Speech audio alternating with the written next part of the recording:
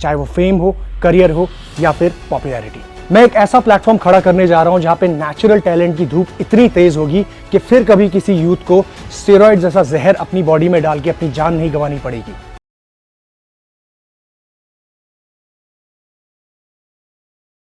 So today we are going to be reacting to a video by Jeet Salal Aesthetics और video का title है world's biggest natural body building show HSF expo.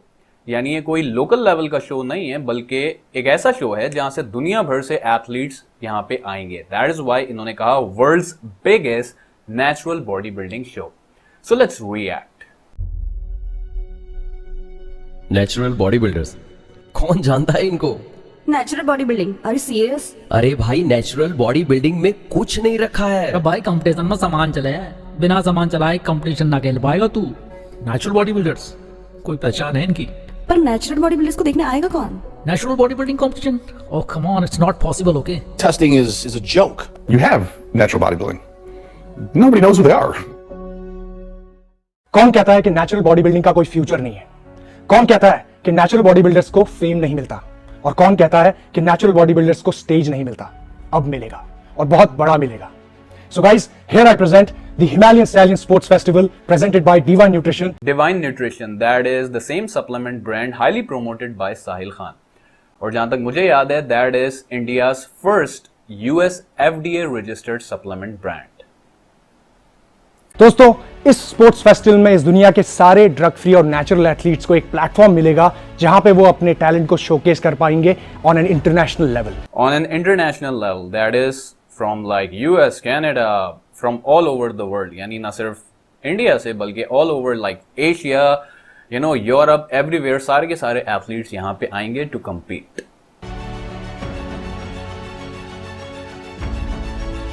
अगर आप एक natural body builder हो, एक power lifter हो या फिर एक आर्म रेसलर हो जो लाइफ टाइम ड्रग फ्री अपने आप की लिमिट्स को पुश कर रहा है और उसको फेम नहीं मिला, करियर नहीं मिला, स्टेज नहीं मिला, तो दिस इज फॉर यू।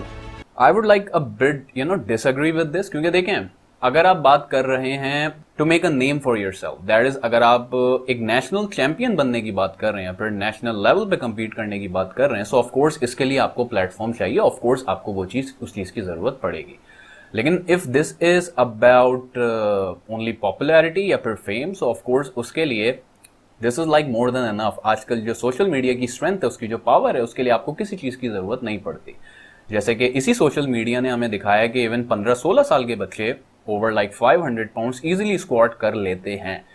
इससे पहले ये सारे के सारे जो स्ट्रेंथ नंबर्स हैं आप बड़े बड़े you know power lifting meets में देखा करते थे। So I think when it comes to popularity और making a name for yourself, so I think social media is like more than enough. लेकिन of course if you are trying to become a national champion, so उसके लिए of course you need a platform, जो कि in fact काफ़ी सारे platforms available हैं। जैसे कि there is a kid known as Aryan जो कि आजकल काफ़ी पॉपुलर है। Is I think 19 years old और जो स्ट्रेंथ नंबर्स वो शो करता है specifically you know just like in powerlifting meets and other stuff, so these are like pretty impressive. इसी तरीके से he has competed I believe in a lot of arm wrestling competitions, so of course there are platforms available, लेकिन वो जो एक discretion होता है या फिर वो जो boundary होती है जहाँ पे you know one is taking some chemical stuff while the other is not, so yes there can be like a disparity in it. मैंने हमेशा ड्रग्स के, स्टेरॉइड्स के साइड इफेक्ट्स के बारे में खुल के बोला है। Yes, just like Zishan Lakas 6-month drug-free natural body transformation. आज का यूथ कहीं ना कहीं पॉपुलैरिटी, अच्छी फिजिक और फेम के लिए, करियर के लिए इस रास्ते में चल पड़ता है। मुझे हमेशा से लगता था कि सिर्फ बातें करने से परिवर्तन नहीं आएगा, परिवर्तन करने के लिए करना पड़ता है संघर्ष, और ये संघर्ष पिछले 5 सालों से मेरे जीवन में चल रहा है। और इस संघर्ष के चलते मुझे ये लगता है कि मैं उन एथलीट्स के लिए एक ऐसा प्लेटफॉर्म खड़ा करूं जहां पे उन्हें वो सब मिले जिसके लिए वो मजबूरन स्टेरॉइड्स के रास्ते पे चलते हैं। मजबूरन स्टेरॉइड्स के रास्ते पे चलते हैं। सो जहाँ तक मुझे समझ आती है ये चल रहा है 2022 और 2022 में आप एक लड़की के साथ इस ज़माने में ज़्यादती नहीं कर सकते। सो बहुत सारे एथलीट्स या फिर लड़कों के लिए ये चीज़ कहना आई वुड से like this doesn't relate, because आजकल हर किसी को सब चीज़ें पता हैं। इवन बहुत सारे जो यू नो न्यू कमर्स हैं, न्यूबीज हैं, उनको भी ड्रग्स के बारे में काफ़ी सारी इन्फॉर्मेशन, ऑफ कोर्स अब उसमें एक्सपीरियंस लेवल का है या फिर इतनी मेच्योरिटी उनको नहीं होती, वो सारी चीज़ें अपनी जगह हैं। लेकिन देखिए मजबूरी कुछ नहीं होती, it's at the end of the day the greed of that individual. वो ग्रीड कहाँ से आती है? वो आती है from Bollywood movies. Bollywood movies में वो अपने एक्शन हीरोज को देखते हैं, carrying like great fricking physics. वो उनको देख के कहते हैं कि जी अच्छा, if they can do it, I will be also be able to do it. Because आज के दौर में ये मंत्रा है कि if you are having a good physique और थोड़ा सा आप बेचना जानते हैं, so this is like a pretty deadly combo to become something on social media. इसी तरीके से you talk about social media fitness influencers, उनको देख के कि यार अच्छा, ये तो मेरी तरह दिखता था कुछ टाइम पहले, if he can take drugs और उसको इतनी पॉपुलैरिटी मिल सकती है, सो व्हाई शुडंट आई?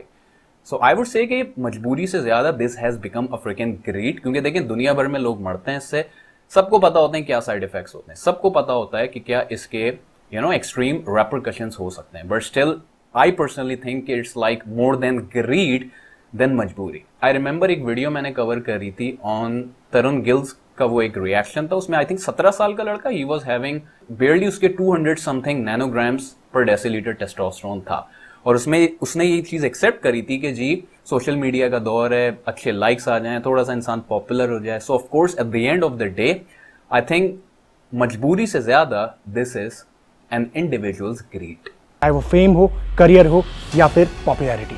मैं एक ऐसा प्लेटफॉर्म खड़ा करने जा रहा हूं जहां पे नेचुरल टैलेंट की धूप इतनी तेज होगी कि फिर कभी किसी यूथ को स्टेरॉइड जैसा जहर अपनी बॉडी में डाल के अपनी जान नहीं गंवानी पड़ेगी। By natural talent in body building it means people with good freaky genetics, यानी people who were born to be body builders, just like Quint Peacewood. वो लड़का लिटरली चंद महीनों में इतनी इंप्रेसिव उसकी फिजिक हो गई थी कि people were like okay man this guy is on drugs, और उसने डर के मारे कि बच्चे उससे डर रहे थे, उसने बॉडी बिल्डिंग छोड़ दी थी। So again that doesn't mean कि नेचुरल बॉडी बिल्डिंग सिर्फ उन लोगों के लिए, but when you talk about talent in body building, so this means people with good freaky genetics. Her sponsor, her business, her career opportunities आपको वहां पे मिलेंगी। तो क्या आप तैयार हैं? वो कहते हैं natural body building is a joke, अब कुछ करके दिखाने की बारी हमारी है। अब बात करते हैं कि रैली स्टाइलिंग स्पोर्ट्स फेस्टिवल कब और कैसे होगा। HSF जुलाई फर्स्ट वीक में एग्जीक्यूट होगा, जहां पे ये 2 दिन का इवेंट होगा, और इसमें पार्टिसिपेट करने के लिए जो भी एथलीट्स रजिस्ट्रेशन कराएंगे, चाहे वो बॉडी बिल्डर्स हो या फिर आर्म रेसलर्स, नीचे दिए हुए लिंक को क्लिक करके रजिस्टर करा सकते हैं, जो वेबसाइट का लिंक नीचे दिया हुआ है। अब बात करते हैं हमारी ड्रग टेस्टिंग की, जिसको जानने के लिए आप बहुत ही इंटरेस्टेड होंगे। सो गाइस, हमारे जितने भी पार्टिसिपेंट्स होंगे, रजिस्टर करने वाले जितने भी एथलीट्स होंगे, उनको ड्रग टेस्ट किया जाएगा थ्रू यूरिनलाइसिस और पॉलीग्राफी, और ये testing through out the year भी की जाएगी। दैट्स प्रीटी इंप्रेसिव, क्योंकि देखें अगर आप एक नेचुरल बॉडी बिल्डिंग शो एक एक्सपो करवा रहे हैं, सो of course in competition testing कोई बड़ी चीज नहीं है, उसमें सबको पता होता है कि कब टेस्ट होना है, so they are like pretty ready for it. लेकिन जब आप जब आप नेचुरल बॉडी बिल्डिंग एक्चुअल में जब आप थोड़ा एक स्ट्रिक्ट ड्रग टेस्टिंग की बात करते हैं, सो ऑफ कोर्स उस केस में you need random blood testing, that is out of competition testing. जितने भी पार्टिसिपेंट्स एथलीट्स रजिस्टर करते हैं HSF में, उनके सैंपल्स को हम थ्रू आउट द ईयर कभी भी कलेक्ट कर सकते हैं for testing. And guys, finally मैं आप लोगों से ये चाहता हूं कि इंडिया में इटसेल्फ बहुत सारे ऐसे एथलीट्स, यंग एथलीट्स और इन्फ्लुएंसर्स हैं जो फेसबुक, यूट्यूब और इंस्टाग्राम के जरिए नेचुरल बॉडी बिल्डिंग को प्रमोट करते हैं। Guys, this platform is for you.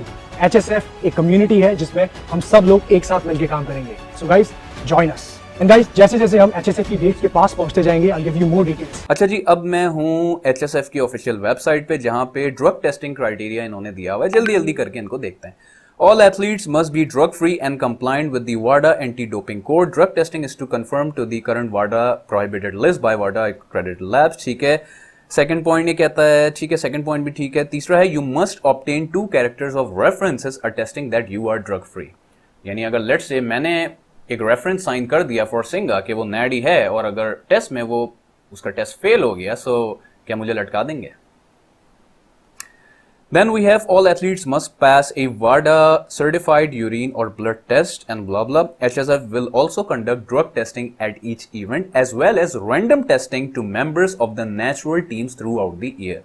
If an athlete tests positive for a banned substance, they will be suspended from competing for a minimum of 1 year up to a lifetime ban, और फिर severe consequences भी होंगे, और फिर gallery of shame में भी नाम डाला जाएगा. This is pretty good to be honest.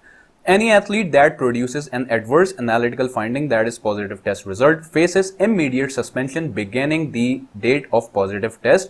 और अच्छी चीज ये है कि within 10 business days उसके पास अपील का भी right होगा. And then finally ephedrine और इसके derivatives ये सारे banned हैं and blah blah blah blah blah. लेकिन जब आप random testing की बात करते हैं, year round testing की बात करते हैं, so I would say कि UFC का जो USADA है, this is like pretty stringent, pretty thorough, pretty strict. जैसे कि मैं इस वक्त इनकी वेबसाइट पे हूं और ये यहाँ पे लफ्ज इस्तेमाल करते हैं therapeutic use exemptions. In some situations, an athlete may have an illness or condition that requires the use of medication listed on the UFC prohibited list. USADA can grant a therapeutic use exemption, जिसको आप TUE कहते हैं, in these situations in compliance with the World Anti-Doping Agency International Standard for TUEs. The TUE application process is thorough and designed to balance the need to provide athletes access to critical medication while protecting the rights of clean athletes to compete on a level playing field. Yani this is like pretty good stuff कि if some athlete, if he or she is using something जो कि WADA panel पे ban है और वो जो use कर रहा है that is because of a medical illness, just like बहुत से लोगों को एजमा का प्रॉब्लम होता है तो वो यूज करते हैं like inhaler जिसमें सैल्ब्यूटामॉल होता है. सो उसकी ऑफ कोर्स सर्टेन डोजेज होती हैं जो कि एक एथलीट का काम है, या ये कहें कि as part of the testing agency उसकी भी रिस्पॉन्सिबिलिटी होती है कि if an athlete is using something जिसका एक बहुत ही बड़ा एक मेडिकल रीजन है, सो ऑफ कोर्स ये उसमें उसको अलाउ करेंगे in case if somebody is using something for a fricking medical reason. इसके साथ साथ आप जब थोड़ा सा नीचे आते हैं तो यहाँ पे Q&As हैं जो कि काफी आपको एक हेल्पफुल इंफॉर्मेशन देते हैं, जैसे कि How are athletes selected for USADA's out of competition testing? यानी out of competition में टेस्टिंग कैसे होती है? तो यहाँ ये कहते हैं USADA's test distribution plan is designed to maximize both deterrence and the detection of the use of performance enhancing drugs in sport. Tests are allocated among the athletes in the UFC registered testing pool at times when out of competition testing is most effective. यानी यहाँ पे agree कर रहे हैं कि out of test competition या out of testing बहुत ही ज्यादा इफेक्टिव होती है. And in accordance with the selection criteria bla bla. फिर नीचे किसी ने पूछा कि भाई what is the registered testing pool, ये पूल होता क्या है? यहाँ पे ये कहते हैं a registered testing pool is a pool of top level athletes who are subject to both in and out of competition testing as part of a test distribution plan and must provide whereabouts information. The UFC RTP is updated regularly and athletes are chosen in accordance with UFC anti-doping policy. यानी there should be policy of HSF कि भाई किस basis पे किन grounds के आप किसी भी लेट से पूल में 500 एथलीट्स हैं, सो 500 में से किसको आप पकड़ोगे, किसको आप टेस्ट करोगे for random testing and that is out of competition. So are you like using any artificial intelligence stuff? I mean, what are the basic criteria जिसकी वजह से आप किसी भी एक एथलीट को randomly टेस्ट करोगे? अच्छा, फिर आगे कहते हैं once notified, it becomes the responsibility of the athlete to file their whereabouts with USADA by the quarterly deadlines and provide USADA with updated information specifying their whereabouts. यानी कि let's say वो लोग मुझे टेस्ट करने आए, HSF वाले मुझे test करने आए. अच्छा जी, मैंने अपने फॉर्म में मेंशन की थी भाई मैं एक्स जगह पे रहता हूँ, और जब वो मुझे रैंडमली, अब देखें यहाँ पे दो चीज़ें हैं, पहली वो मुझे बता के आए, दूसरा मुझे वो बता के ना आए. रैंडम में यूजुअली ये होता है कि वो खामोशी से आ जाते हैं, वरना जाहिर है मुझे टाइम मिल जाएगा कहीं आगे पीछे होने का. अब वो मेरे गेट पे आगे एट एक्स लोकेशन वो खड़े हुए हैं, मेरे घर में पानी नहीं आ रहा, मैं भाई 1 किलोमीटर दूर अपने दोस्त के यहाँ नहाने गया हूँ. अब क्या होगा? यानी आउट ऑफ नोवेयर मेरी पोजीशन, मेरी लोकेशन चेंज हो गई. सो ये सारी की सारी चीजें एक एथलीट की जिम्मेदारी है बताना किसको, जो भी एजेंसी है जो टेस्ट कर रही है, रैंडम टेस्टिंग कर रही है, आउट ऑफ कंपटीशन टेस्टिंग कर रही है, कि भाई मैं इन जगह पे इन लोकेशंस पे मिलूंगा. इसी तरीके से since this is a international level competition, so वेयर अबाउट्स की इंफॉर्मेशन अब एक इंटरनेशनल लेवल में क्या होगा? If somebody is from like US, तो आपको you will be needing like somebody in US. क्या आपके पास इतना बड़ा इंफ्रास्ट्रक्चर है कि दुनिया के हर कोने में आपके कलेक्शन सैंपल यूनिट्स या फिर लैब्स अवेलेबल हैं जो कि रैंडमली आपके घर पे छापा मारेंगे और वो वो जो सैंपल है उसे कलेक्ट कर लेंगे? दैट इज वाई मैंने इनिशियली कहा था कि इन्होंने क्लेम किया है कि this is like world wide biggest body building show. और इनफैक्ट ये भी हो सकता है कि काफी टाइम से ये वो इंफ्रास्ट्रक्चर डेवलप करते हुए आ रहे हों कि जहां पे उन्होंने, जैसे कि अगर मैं लोकल्स की बात करूं तो लोकली आपके पास कोई ना कोई एक एजेंसी होती है जो कि एथलीट्स को टेस्ट करती है randomly. But what about the international stuff? क्या आपके पास like you have ample amounts of lab collection centers all over the world, since this is a worldwide biggest bodybuilding natural competition, जहां पे दुनिया के किसी भी कोने से आप किसी को भी रैंडमली टेस्ट कर सकते हैं. सो दिस इज समथिंग जो कि सालों का इंफ्रास्ट्रक्चर इसके लिए चाहिए होता है. बट अगेन अज्यूमिंगली के since they are doing this stuff in July, so I assume के पहले से इन्होंने इस चीज की तैयारी कर ली होगी, because this is like pretty important stuff. क्योंकि देखें ना, अगर मैं एक जगह नहीं हूं एट लोकेशन एक्स, वो एक दफा आए चले गए, तो फिर वो दोबारा आएंगे, कहां से आएंगे, कितनी दूर से आएंगे, उसकी जो ट्रैवल कॉस्ट होगी वो कौन बेयर करेगा. दिस इज लाइक, कहना आसान होता है कि आप आउट ऑफ कंपटीशन टेस्ट करोगे, लेकिन when it comes to in fact doing it, so this becomes like pretty difficult. Even अगर मैं लोकल लेवल की बात करूं, इफ लेट्स से पूरे इंडिया से 500 लोग आए, इस पे लेट्स से 500 लोग आए, सो 500 को रैंडमली टेस्ट करना, do you have that again I would use the word infrastructure, कि आपके पास इतना बड़ा इंफ्रास्ट्रक्चर है कि कोई एक स्टेट में, कोई दूसरे स्टेट में, there like so much diversification.